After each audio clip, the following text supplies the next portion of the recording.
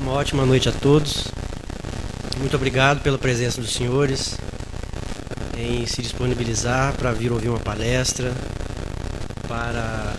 para que possam absorver novos conteúdos. E para mim, especialmente, é uma noite aprazível e com um enorme júbilo eu aceitei o convite. E aqui estou com a minha esposa, meu irmão, a minha tia. E como disse o professor Aloísio de Guarapari, com a nossa empresária Estael, nossa amiga querida também de Astolfo Dutra. E em particular eu só tenho a agradecer em todos os meus pronunciamentos. No início eu sempre agradeço a Jesus, a inteligência suprema e os nossos companheiros que com tanta afabilidade nos convidam para passar um conteúdo, transmitir uma mensagem positiva e, sobretudo, fazer com que nós reflitamos sobre as problemáticas de toda essa existência física e espiritual que nós temos. Eu sou de Astolfo Dutra, tenho 27 anos, eu morei alguns anos aqui, só umas palavrinhas de introdução, eu morei alguns anos aqui em Leopoldina, eu e meu irmão, estudamos Cefet, retornamos a Astolfo Dutra, e cerca de 3 anos eu me aventurei a entrar nessa tarefa de divulgação da doutrina espírita, e o aprendizado tem sido enorme. Porque sempre aqui eu estou com o Dr. Delano, que assisti diversas palestras, eu sou muito fã. Então, para mim, é indescritível esse momento. A temática de hoje, ela está adornada, circunda-se numa problemática que, a mim em especial, gera muita inquietação. É uma temática que foi a minha primeira exposição em Astolfo Dutra sobre a questão psicológica no processo educacional dos filhos. Seres estes que estão sob nossa tutela.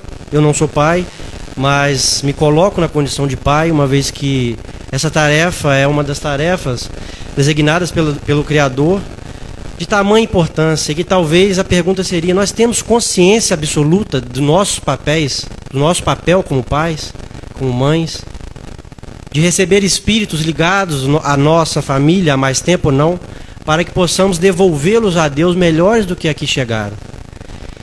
Então a proposta, a ideia foi trazer como seria a psicologia espírita nesse processo delicado de educação, que se forja com a existência através dos pais, do papel indescritível, do papel imprescindível dos pais.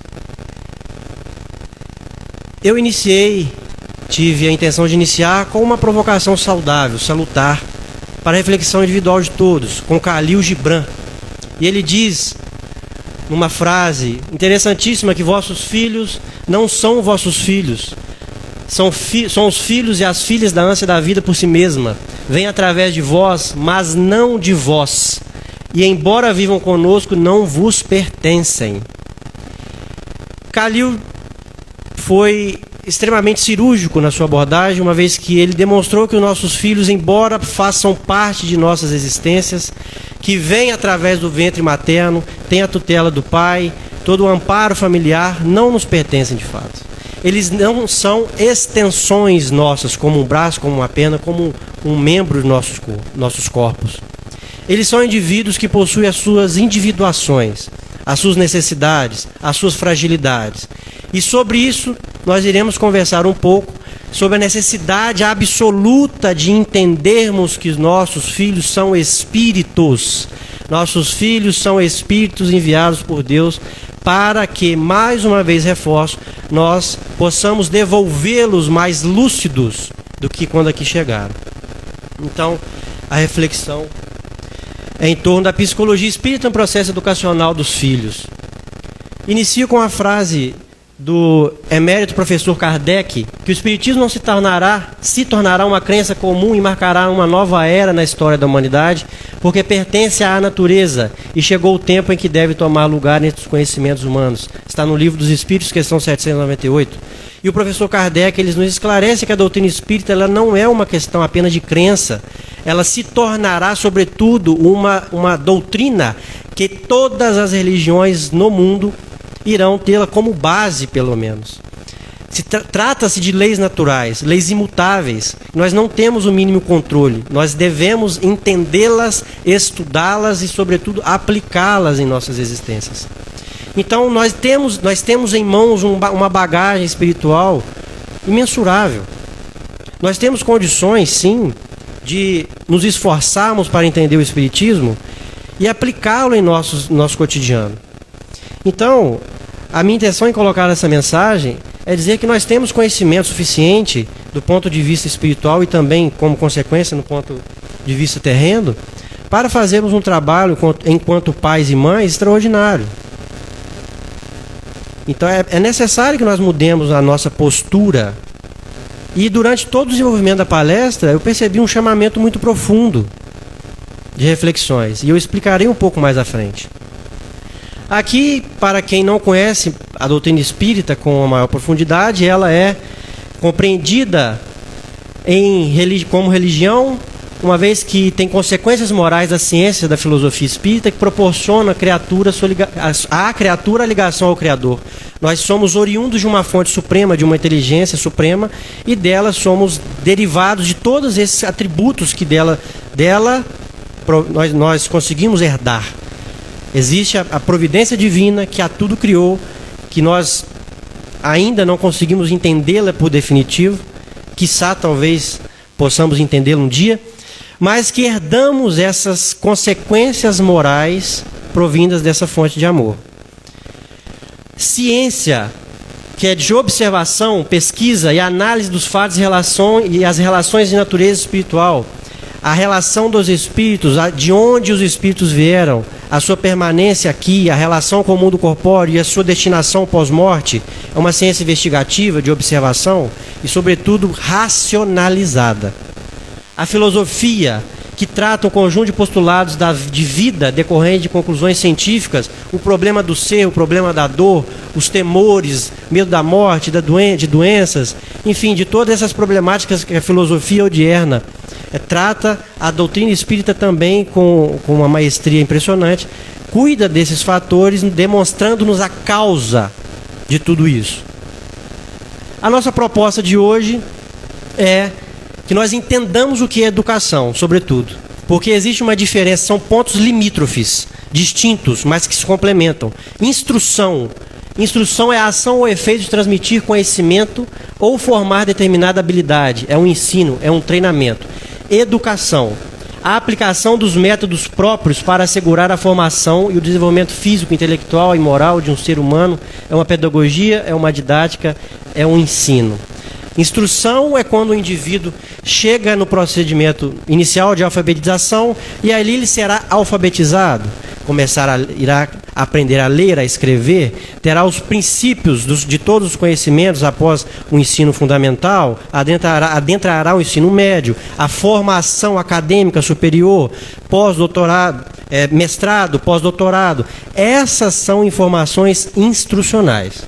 São informações sobre determinada área específica. Não significa que o indivíduo é educado. Ele é bem instruído. A educação, por si só, trata-se também de um processo de instrução, mas, sobretudo, que essa instrução possa proporcionar ao indivíduo uma mudança de hábitos.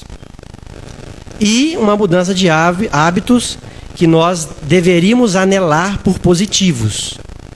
Porque a educação tem os seus dois pontos divergentes. A etimologia da palavra instruir é o in mais instruere, que implica na questão de colocar, amontoar, dentro de ou em alguma coisa.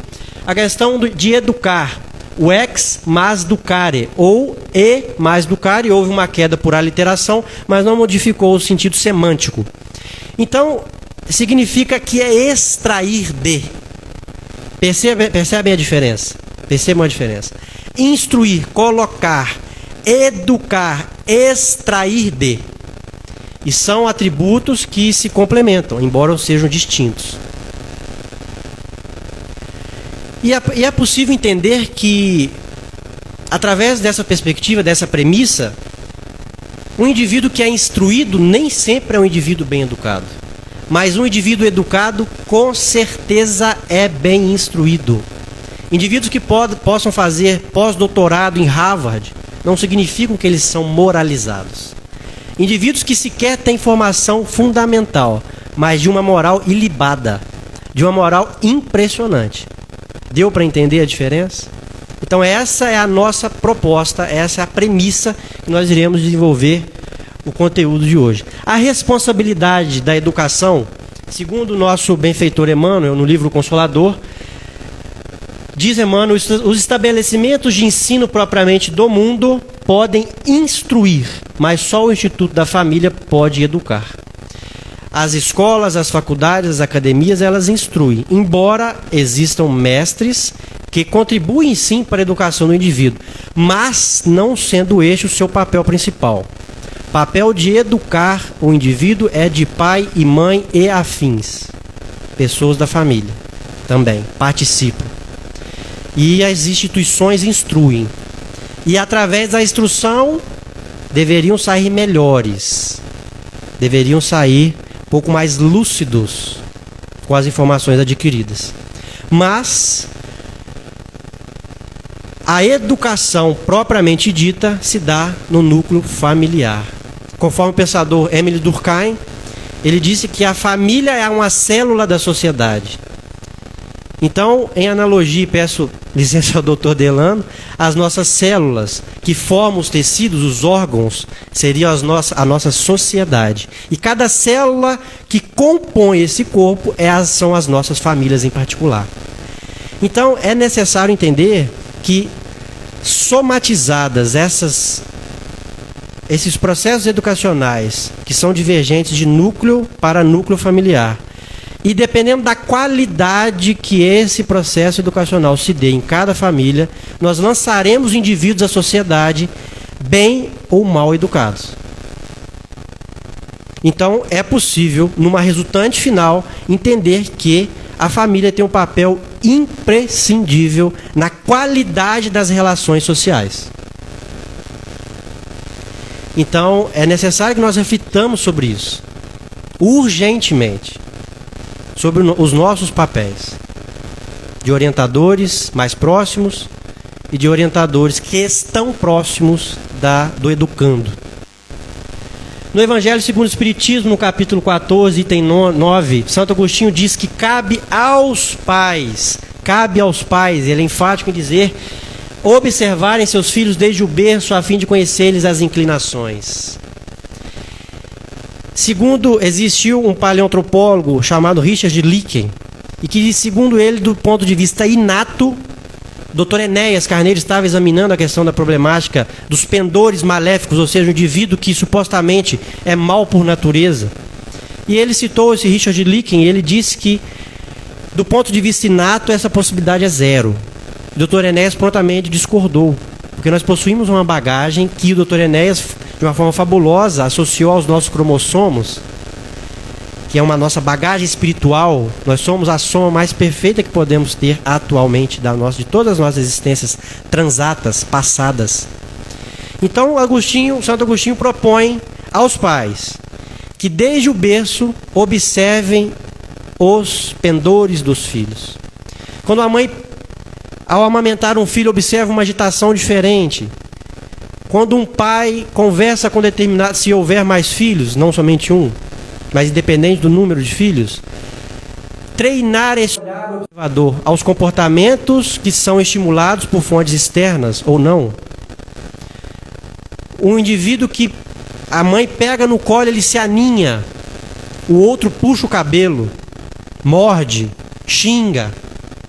São comportamentos completamente divergentes e naturalmente tem que ser divergentes de um para o outro, porque são espíritos diferentes. O meu irmão, nós somos gêmeos, univitelinos, absolutamente diferentes. Características pessoais, características psicológicas, comportamentais, e é natural que seja assim. E cabe aos pais observarem essas mudanças, esses tipos de comportamento. E é impossível falar de psicologia e não citar a Joana de Ângeles, que em particular, eu sou muito suspeito, que eu sou apaixonado pelas obras de Joana de Ângeles. E a benfeitora na obra Constelação Familiar baseada numa proposta astronômica dos astros dispostos no universo, ela nos esclarece sobre essa importância da hierarquia familiar. A hierarquia familiar é fundamental e hoje, segundo os psicólogos estudiosos dessa questão, tem se perdido, ela tem se estiolado. As crianças hoje não sabem mais quem lidera a casa, em boa parte, ou grande parte. Não sabem, definitivamente não sabem. E eu examinaria um pouco mais à frente, elas estão perdidas no próprio núcleo familiar. O pai que desce à mesma altura do indivíduo, querendo ser amigo do filho, amiguinho do filho. Porque parceiro é uma coisa, mas jamais perder a posição de pai e mãe, jamais. A criança ela necessita entender que tem alguém que a oriente, que tem alguém que por ela zele, mas que tem alguém que por ela também eduque, que faça esse papel de Deus, em letra minúscula, na terra. Então, a nossa hierarquia familiar, hoje em dia, já não é mais a mesma que há muitos anos atrás. A análise da família, segundo Rossandro Klinge, que é um psicólogo muito famoso, inclusive espírita, e eu assisto várias palestras, ele diz que há muitos anos atrás a família era considerada a família tese. Ou seja, os pais eram muito intransigentes. Isso não de uma forma generalizada, mas abrangente. Os pais eram intransigentes, a mulher tinha pouco espaço, pouca conversa, pouco diálogo, mas tinha-se virtudes. Bastava um olhar do pai ou da mãe para que o indivíduo entendesse a intenção. E obviamente, muitos tiveram uma criação agressiva, punitiva, que não é a ideal. Mas se estamos aqui é porque alguma coisa deu certo. Alguma coisa funcionou. E a partir de então, com essa formulação de família e com as mudanças naturais da sociedade, os pais tiveram uma ideia absolutamente infantil, infeliz. Eu jamais permitirei que o meu filho passe pelas dificuldades que eu passei. Mas se esquecem que é pelas dificuldades que passaram que hoje estão aqui. Que hoje têm o que têm. Recebiam roupas de terceiros, herdavam roupas, mantimentos, materiais, etc. Tinham as suas limitações, sim, mas tinham um norteamento. Eles entendiam que para chegar a determinado ponto era necessário transpassar vários processos, várias etapas. E o Rossano deu um exemplo muito comum, muito trivial. Ao fazer um bolo, nós necessitamos passar por várias etapas. E a criança, antigamente, ela tinha isso. A família proporcionava isso. Ele tinha que esperar, exercitar a paciência, para que, ao analisar o esforço que teve, irá conseguir êxito tendo o bolo pronto. Então, na estrutura psicológica do ser, não existia o imediatismo como temos hoje. Essa ansiedade deslocada dos jovens, essa insegurança tremenda dos jovens. Exemplo disso, Rossando conta um caso muito particular e muito curioso. Ele ainda jovem, num carnaval fora de época da sua cidade, chamado Micarande. Ele disse: mãe, eu irei ao evento. Ela falou assim: não vai. Mãe, eu irei. Ele falou assim: não vai porque eu dito as regras dessa casa. Ah, não tem nada não, mãe. Quando eu fizer 18 anos eu vou. Meu filho, você pode ter 40. Morando sob meu teto, eu irei ditar as regras. Ah, mas a senhora acha que eu a amo? Que eu irei amá-la? Meu filho, amar é uma escolha. Não estou preocupado se você vai me amar ou não. Eu te amo. E nada mudará isso. Se você irá me amar, não é um problema meu. Agora, respeito eu quero. E respeito você irá me dar. E ele saiu, ficou uma semana sem conversar com a mãe. Logo depois, ele já mais maduro, na faculdade de psicologia, e ele disse que durante a grade curricular de psicologia, não sei se aqui tem algum psicólogo, e me desculpe se eu estiver dizendo alguma bobagem, mas segundo Rossando Klinge, na estrutura acadêmica da psicologia existe a esse ponto estudado que é o amor, que é um sentimento sofisticado e que somente após alguma certa idade o indivíduo conseguirá entender o que é esse sentimento. E, conforme o jargão matemático, somente se houver condições precípuas, antecedentes a essa atitude. E entre elas está o respeito. Ninguém ama sem respeitar. Falo com convicção. Não é possível.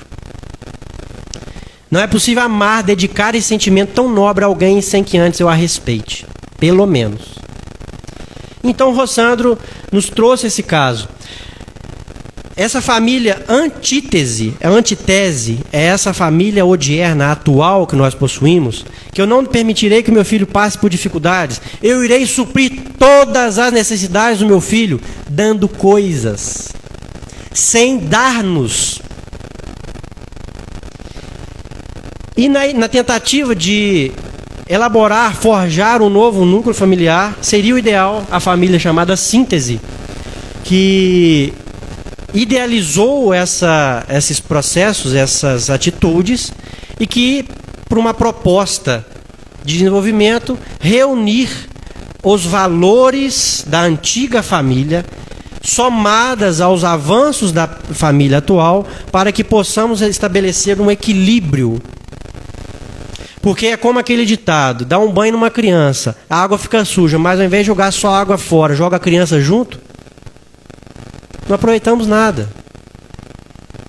Então é necessário que façamos essas reflexões.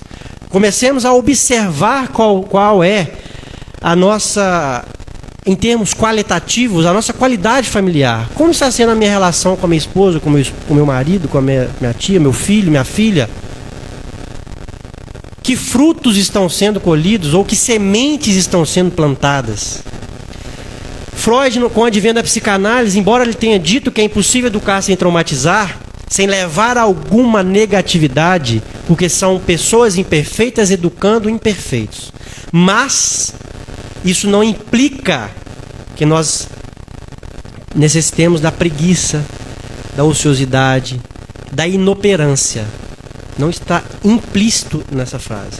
Nós devemos levar, sim, e levamos.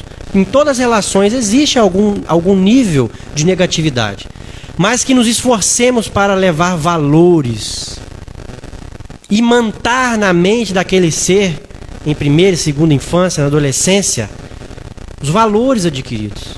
E é possível fazer sem essa intransigência, sem essa rigidez, que existem pessoas que são irracíveis, que não são flexíveis para absolutamente nada. Isso não é... E a libertinagem em contrapartida também não é o ideal. Algumas considerações que em obras póstumas o professor Kardec diz que é pela educação, mais ainda do que pela instrução, que se transformará a humanidade.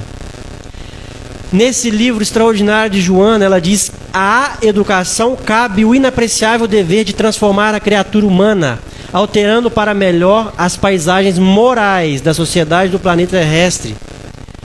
Então, eles são categóricos, de uma forma peremptória, eles esclarecem que a educação é o caminho para a mudança. É o caminho para a mudança, para uma sociedade melhor, para um mundo melhor. A formação de caracteres. Porque a compreensão de educação, ela não deve ser apenas do ponto de vista positivo. Porque tem pessoas que proferem um discurso inteiro sem pronunciar uma palavra de baixo calão. Outras pessoas não conseguem dizer 10 palavras sem dizer um palavrão. Ela é educada, mal educada. O indivíduo é educado, bem educado. Então todos somos educados, bem ou mal. Todos nós possuímos hábitos, bons hábitos ou péssimos hábitos. Então ninguém vive sem educação, sem hábito. Isso depende da qualidade da educação, do conteúdo passado. E como nós deveríamos, a sugestão de compreensão do que são os nossos filhos são um complexo de fatores biológicos, sociais, racional, psicológico e sobretudo espiritual. Porque muitas problemáticas poderiam ser melhoradas se nós assumíssemos que os nossos filhos não são neófitos, ou seja, novatos na Terra.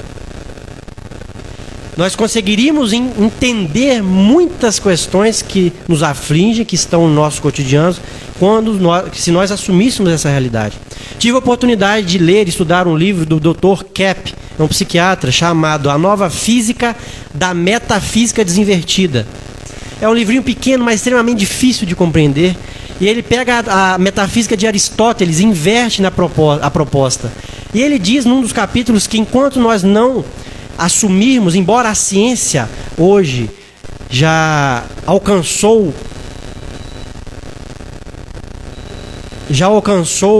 patamares melhores de compreensão da espiritualidade, das investigações, com as experiências de quase morte, com as questões, os casos sugestivos de reencarnação, que lá o doutor, lá no século passado, o doutor, me esqueci o nome, mas eu olhei lembrar, é um psiquiatra, escreveu 20 casos sugestivos, Ian Stevenson, 20 casos sugestivos de reencarnação. Hoje na faculdade de Virgínia, nos Estados Unidos, são mais de 2.000. Então a ciência avança. E o Dr. Kepp diz que enquanto nós não assumirmos de fato a existência espiritual, nós não conseguiremos resolver muitas questões, observar, desenvolver tantas outras com uma facilidade. E eles explicaram, os cientistas que estiveram na faculdade, com um aparelho, eu não me lembro o nome agora, e demonstraram que em todas as nossas células existe energia pura. Então, a física quântica, com o advento da física quântica, concluiu que tudo é energia. Então, nós somos seres energéticos espirituais que iremos, sim, superar a morte física e retornar quantas vezes forem necessárias. E nós precisamos entender esse processo educacional para que nossos filhos não necessitem voltar para repetir os pontos que poderiam ser sanados nessa existência, ou melhorados pelo menos. E a divindade nos deu com o intuito de que nós tenhamos maior maturidade. Mas nem sempre isso acontece. Nem sempre é possível que pais sejam mais maduros que o filho. Eu comento lá em casa às vezes que por vários momentos eu já me deparei com um indivíduo que pega uma criança no colo. Eu não sei quem é mais infantil, se é a criança que não entende nada ou se é o adulto que a ela aborda. E eu falo isso com respeito, sem nenhuma crítica, é uma análise. Então, o chamamento é para a mudança interna dessa bússola que somos, pais e mães e educadores, para os nossos educandos. Então a proposta, a sugestão é que nós passemos a entender, observar os nossos filhos por todos esses prismas, as necessidades biológicas de cada um, as necessidades sociais de cada um que é mais introspectivo, outro que é mais solto, mais extrovertido, a questão racional, a dificuldade cognitiva ou não, a psicológica, esses pendores que trazem de outras existências, que desenvolvem outros aqui, e o ser espiritual. A benfeitora Joana de Ângeles, nesse livro também, que é fabuloso, o autodescobrimento, uma busca interior, ela reforça que, muito antes da valiosa contribuição dos psiquiatras e psicólogos humanistas e transpessoais, quais Kübler-Ross, que é a doutora Elizabeth Kübler-Ross, uma psiquiatra suíça, teve uma importância notável para o desenvolvimento desses estudos. Grof, que é o Stanislav Grof, que é um psiquiatra também tcheco, que teve estudos envoltos na questão de estados alterados de consciência. Raymond Moody Jr., ele é encarnado ainda, salvo engano, é um parapsicólogo, um psicólogo, filósofo, que foi um dos pioneiros do estudo das experiências quase morte na década de 70. Escreveu diversos livros e ainda é atuante, salvo engano, até a informação mais recente ele ainda está encarnado. É também um extraordinário profissional. Abraham Maslow, que desenvolveu a psicologia humanista, né, que tem a psicologia, que ele, segundo ele, a psicologia transpessoal ou quarta força, que é a psicologia espírita, que é baseada na psicanálise, na psicologia comportamental, na psicologia humanista, e a quarta força, que é a psicologia transpessoal. O Charles Tart, que também é um parapsicólogo, acho que já desencarnado. Viktor Frankl, neuropsiquiatra que teve, salvo engano, esteve presente no momento da guerra de Auschwitz, que ceifou milhões de pessoas, e lá ele estabeleceu que ao atender, ao lidar com várias pessoas em sofrimento, ele disse que nós não sofremos por aquilo que nos acontece em primeira instância, mas sim pela desinformação de causa daquilo que nos acontece. Isso podemos estender para os nossos filhos. Quem são esses indivíduos? Quais são os seus comportamentos? Quais são as necessidades divergentes de um para o outro? E continua, a benfeitora disse que, e outros como Coleman, que colocaram a alma como base dos fenômenos humanos. A psicologia espírita demonstrou que sem uma visão espiritual da existência física, a própria vida permaneceria sem sentido ou significado. E através disso, Immanuel Kant nos diz, na época do Iluminismo, sobre o esclarecimento. É necessário nos esclarecermos. E o que diz Kant sobre o iluminismo, sobre o que é o esclarecimento? Esse texto foi tirado do doutor Alexandre Moreira. Ele é diretor do NUPES, que é o Núcleo de Pesquisa de Saúde e Espiritualidade Juiz de Fora. É um psiquiatra que está à frente de pesquisas, inclusive em maio, se não me engano, eles irão realizar o CONUPES, que diversos cientistas irão vir palestrar em congresso, etc., nessa problemática mente-cérebro.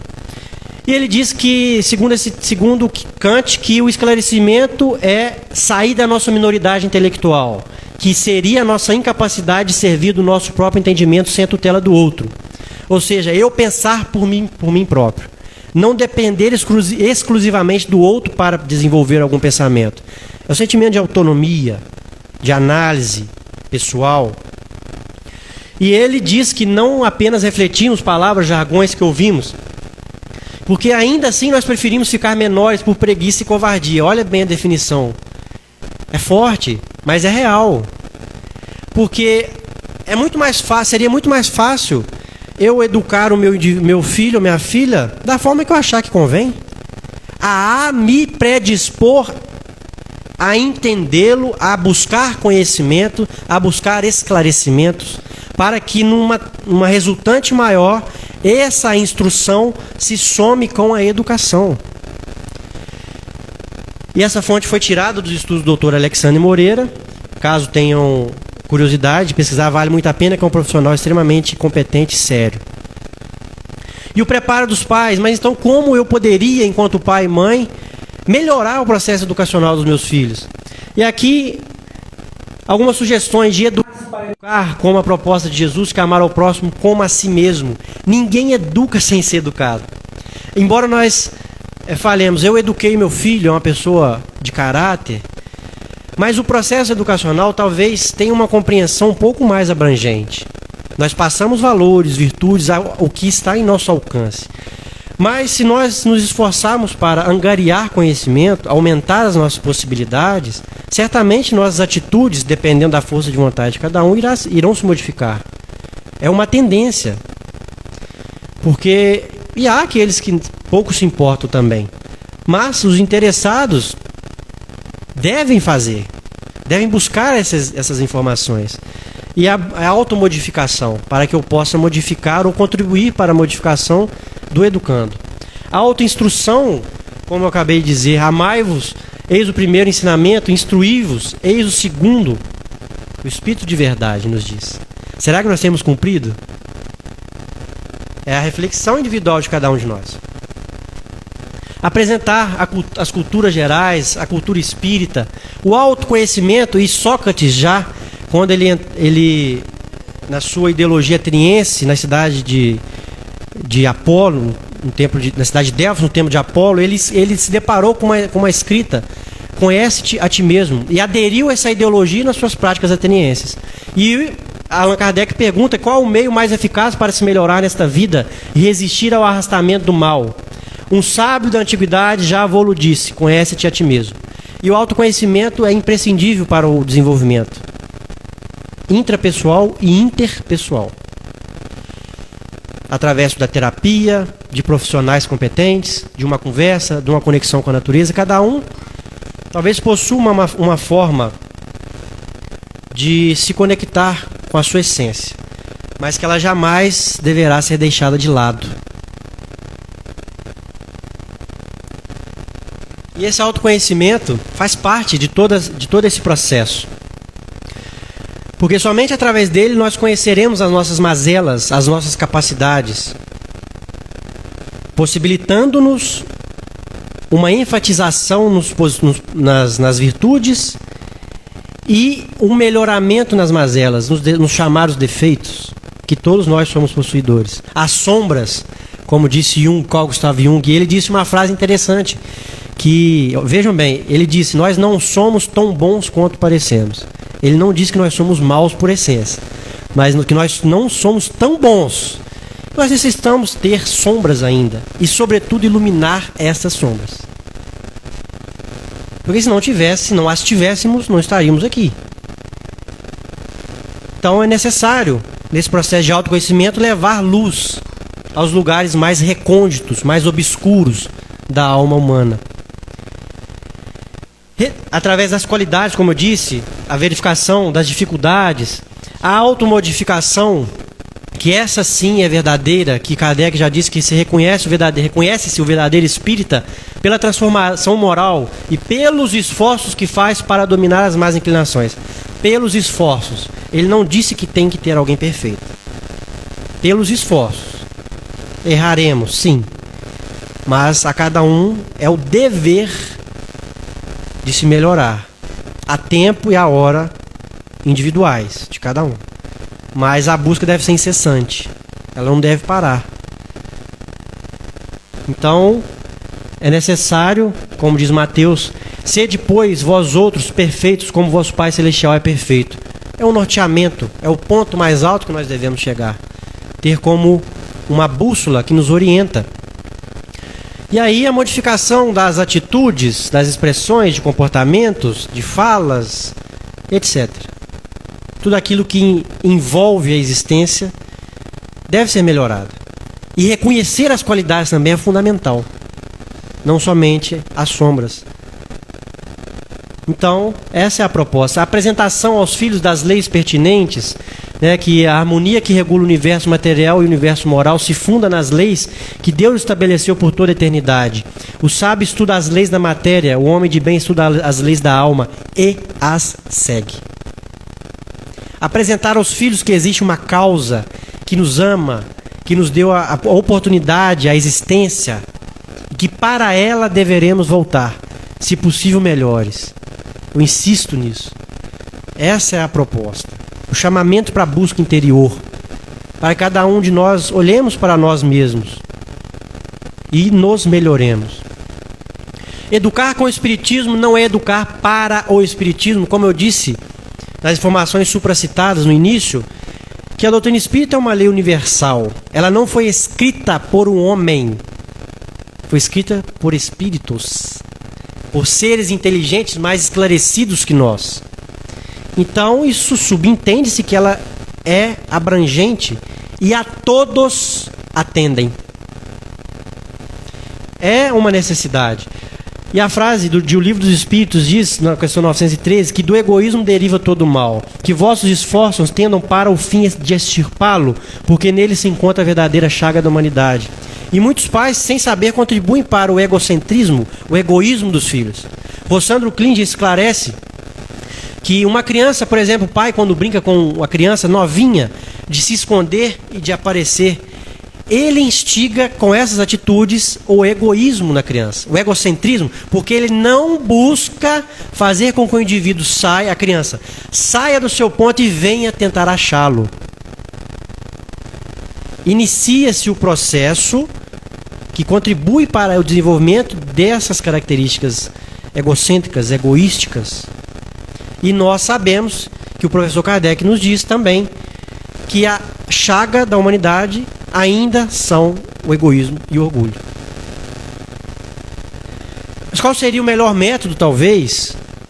E aqui um livro do Walter Oliveira Alves, Educação do Espírito, Introdução à Pedagogia Espírita, ele demonstra que a pedagogia que o Criador nos deu, de vai, meu filho, você pode errar, porque faz parte do processo pedagógico de ensino, mas você tem um dever de melhorar, de não repetir a série para sempre, de ficar preso em todas aquelas atitudes, todos aqueles comportamentos que não são saudáveis para você e para a sociedade.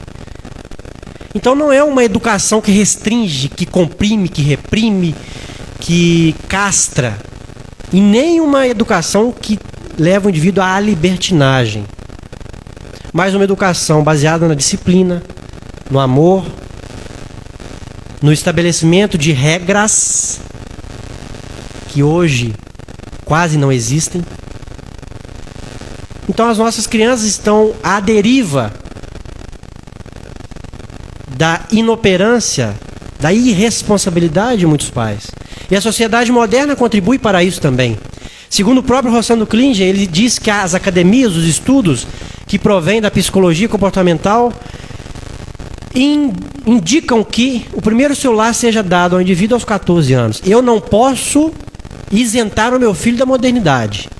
É necessário que ele seja participante dos avanços tecnológicos, dos avanços que aí estão dispostos para nós. Mas a regra quase que não existe. Eu quase que afirmo para os senhores que qual de nós nunca fomos a uma lanchonete e percebemos uma família sentada ao nosso lado, pai, mãe e filho, e não se olham. Pedem o lanche, lancham e vão embora sem trocar uma palavra, sem trocar um olhar. Como que se dará essa emoção, esse comportamento desses indivíduos que veem os pais se comportando dessa forma e tomam como exemplo? É o exemplo mais próximo. Pô, se meu pai se comporta desse jeito, eu também posso me comportar dessa forma. Se minha mãe se comporta dessa forma, eu também posso. Então a tarefa patermaternal é desafiadora. São co-criadores com Deus.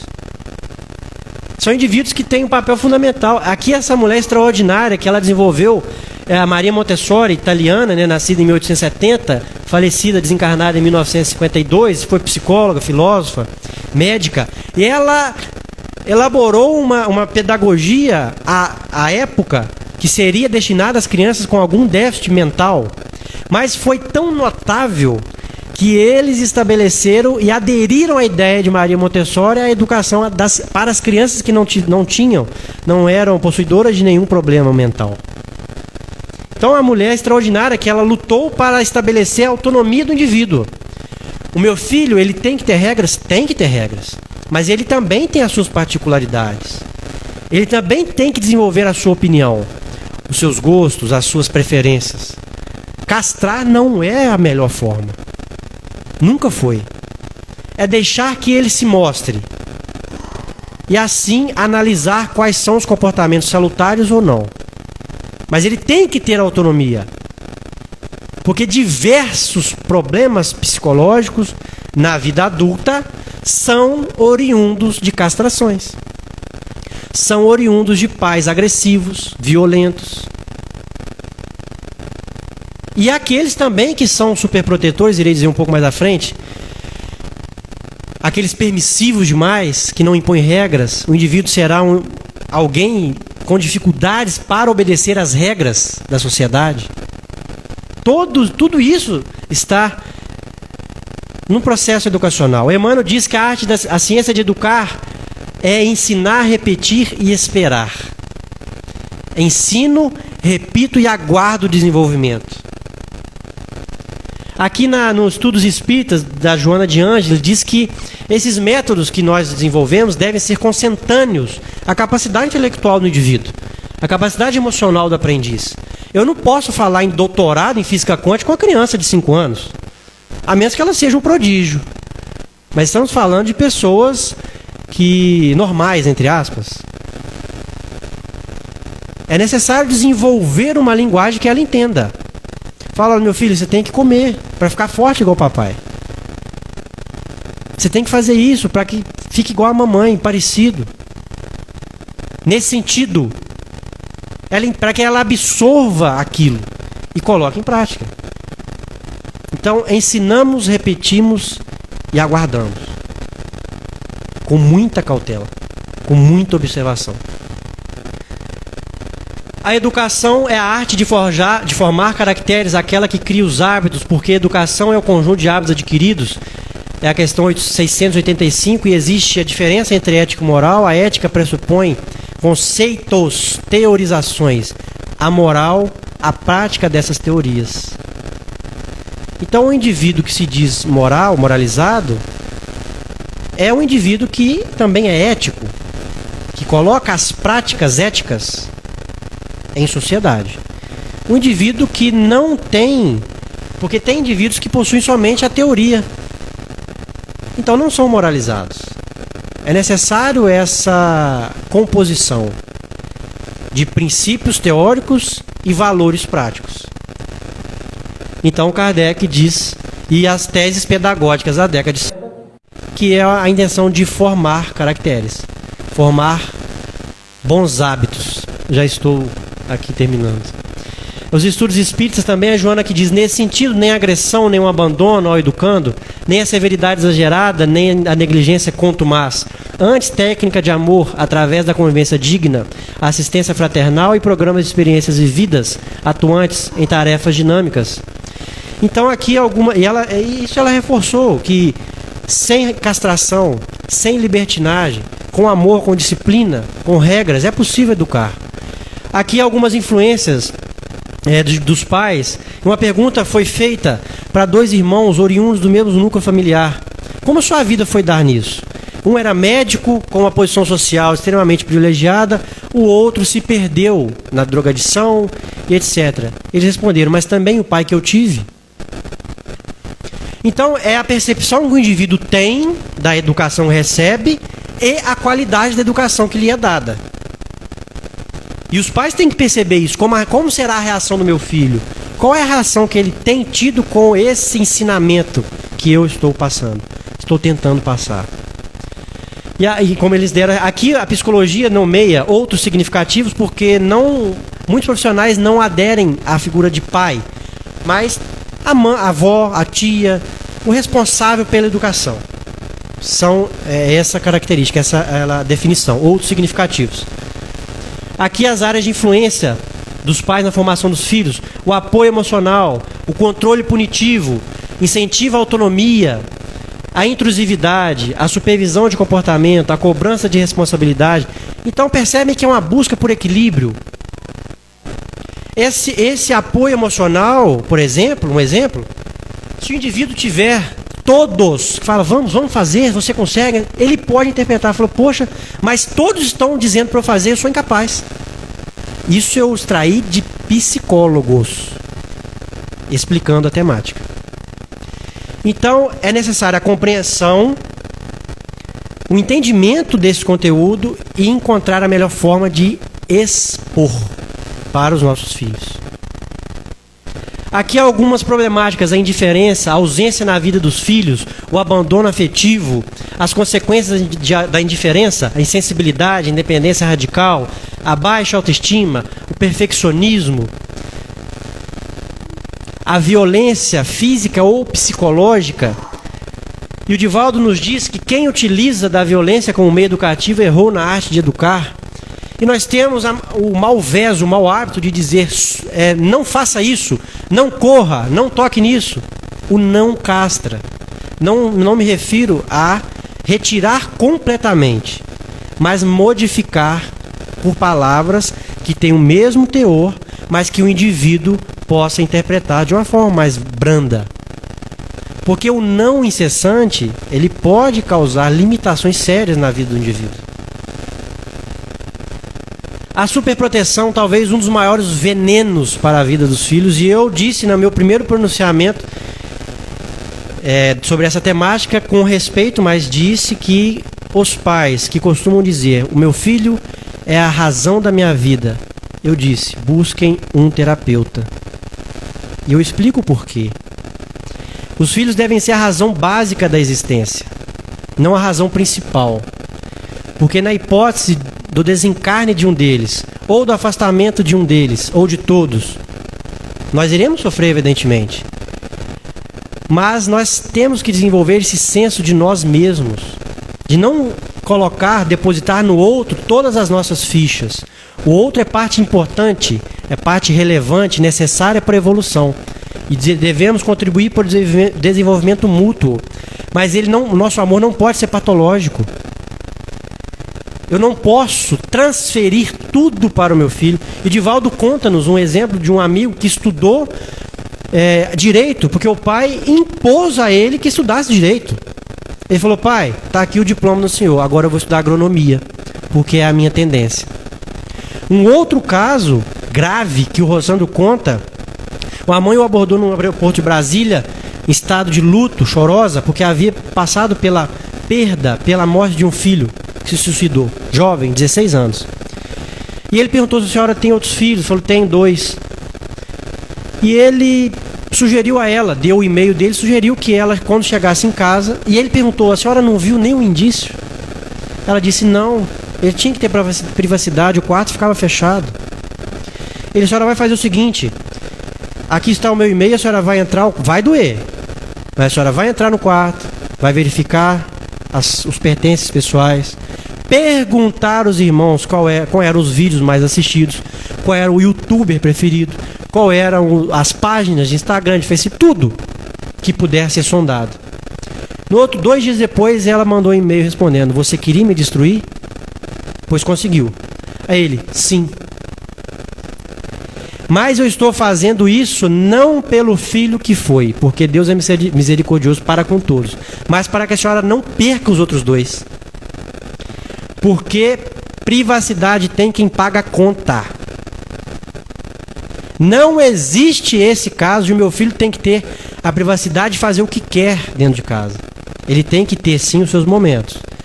Mas eu preciso estar a par do que é feito por ele ou por ela. Essa é a atitude de pai e mãe. Outro caso, Chico Xavier fora procurado por um empresário famoso de São Paulo e chegando lá ele disse: Chico, quanto custa uma mensagem do meu filho? Ele falou: meu irmão, eu sou apenas um carteiro. O telefone toca de lá para cá. Ele: o senhor não está entendendo o que eu estou falando. Tirou um cheque e disse: quanto custa? O Emmanuel entrou na jogada.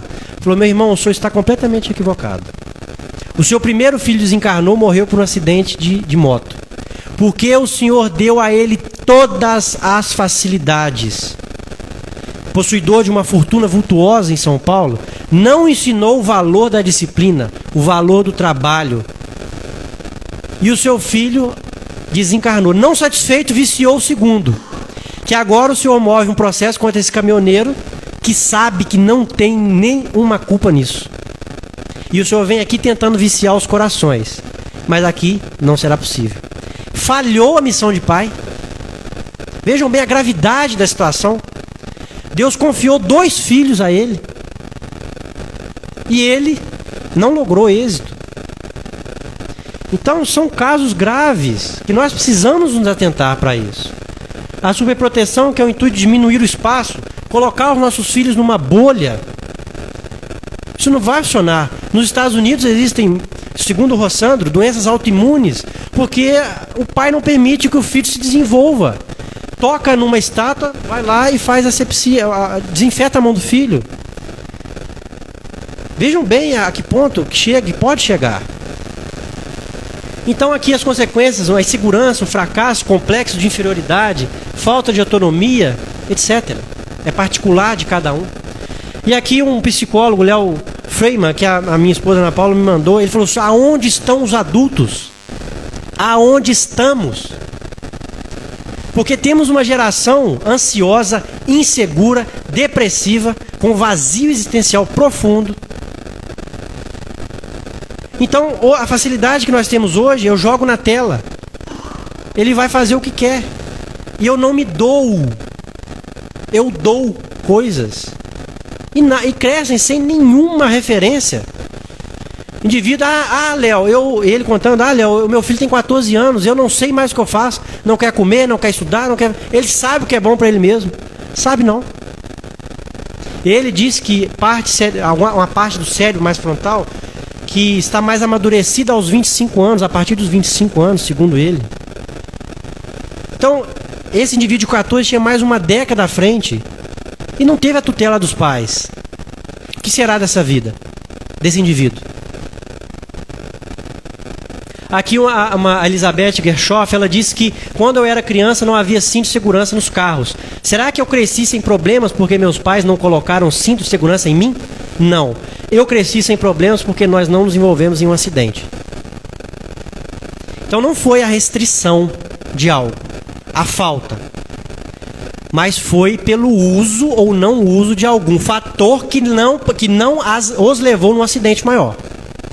Se esse pai empresário tivesse educado seus filhos, eles poderiam ser indivíduos que tivessem a capacidade ainda mais de ampliar as suas empresas, proporcionando um bem coletivo,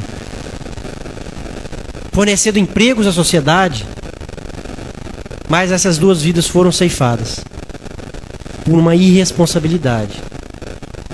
Percebam o grau, a gravidade. E aqui para a nossa reflexão. É na sua mão, pai e mãe, responsáveis, que seu filho pensa em segurar quando está em apuros? Ele ou ela tem certeza que aconteça o que acontecer, que é na sua mão que deve segurar e você estará preparado para orientar, amar, instruir e corrigir? Será que ele vai optar em segurar em nossas mãos? Ou nas mãos da vida, que ensina de uma forma altamente destruidora em determinados pontos, que pode causar danos irreversíveis? Então a proposta, o chamamento é analisar os nossos comportamentos enquanto pais e mães. E aqui o Pitágoras disse: educar a criança para que não seja necessário punir o adulto. Muitos indivíduos que estão em atitudes deletérias na sociedade talvez tenham sido prejudicados na infância ou não educadas. Então optam por um caminho que mal sabem que irá lhe trazer danos irreparáveis. E aqui Aristóteles diz que as raízes da educação são amargas, mas os frutos são doces. E aí eu concluo a minha participação com esse ímpeto de chamar aos pais e mães, aos responsáveis pelo processo educativo dos filhos. Pensem muito bem naquilo que estão oferecendo para os seus educandos. Reflitam se as suas atitudes, se as nossas atitudes, falas, gestos, intenções estão sendo em prol do processo educativo do filho, para que no final logrem êxito. E eliminemos atitudes ignominiosas, desrespeitosas, tudo aquilo que possamos retirar do núcleo familiar, para que ele seja mais salutar, mais harmônico, e com a presença do Espiritismo, da divindade, certamente nós teremos conteúdo suficiente para que os nossos filhos se transformem em homens de bem e que, somados uma família a outra, alcancemos o êxito de uma sociedade mais justa, mais afável, mais segura e mais amorosa. Muito obrigado, desculpe pelo tempo que passou. Agradeço profundamente aos senhores, à presidência da casa, e para mim é inenarrável essa oportunidade, e contem comigo. Sempre que puder, estarei presente, e que nós possamos sair daqui reflexivos para com as nossas atitudes, enquanto pais e mães, co-criadores com Deus. Muito obrigado, tenham todos uma boa noite.